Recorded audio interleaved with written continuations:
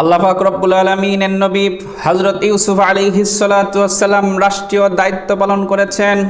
হযরত দাউদ আলাইহিস সালাতু ওয়াস সালাম রাষ্ট্রীয় দায়িত্ব পালন করেছেন। হযরত সুলাইমান আলাইহিস সালাতু ওয়াস সালাম রাষ্ট্রীয় দায়িত্ব পালন করেছেন।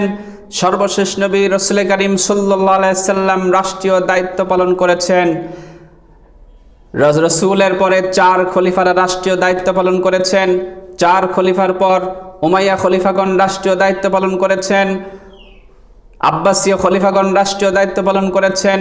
উসমানী খলিফাগণ রাষ্ট্রীয় দায়িত্ব পালন করেছেন। রাষ্ট্র ব্যবস্থা সম্পর্কে কোরআনুল কারীমে অসংখ্য আয়াত রয়েছে। মুহাদ্দিসিনে কেরাম রাষ্ট্র ব্যবস্থা সম্পর্কে হাদিসগুলো কিতাবুল ইমারত অধ্যায়ে তারা সংকলন করেছেন।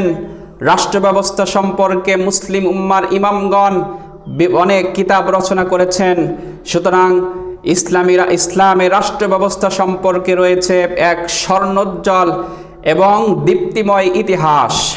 দুঃখজনক হলেও সত্য, মুসলিম সমাজের এক শ্রেণীর বিভ্রান্ত মুসলমান ইসলামের শত্রুদের সুরে সুর মিলিয়ে তারা বলতে শুরু করেছে যে ধর্ম আর রাজনীতি আলাদা, এই ধর্মের সাথে রাজনীতির কোনো সম্পর্ক নাই।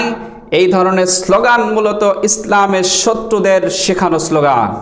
সুতরাং মুসলমান হিসেবে আমাদের উচিত এই সমস্ত বিভ্রান্ত রাজনীতিবিদদের থেকে সাবধান থাকা, নিজের ঈমানকে হেফাজত করা এবং ইসলাম বিশ্ববাসীর নিকট যে ইসলামী রাষ্ট্র ব্যবস্থা রাষ্ট্রতত্ত্ব উপহার দিয়েছে সেগুলোর প্রতি বিশ্বাস স্থাপন করা।